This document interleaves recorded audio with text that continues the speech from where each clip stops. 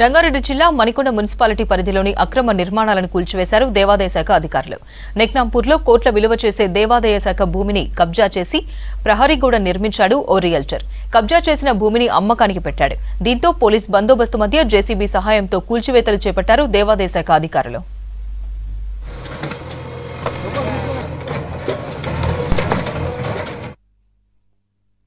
Survey number 116 నెక్నాంపూర్లో ఈరోజు morning అంటే దాదాపు ½ ఎకర్ వరకు సిమెంట్ బ్రిక్స్ తోటి ఆక్యుపై చేయడం జరిగింది.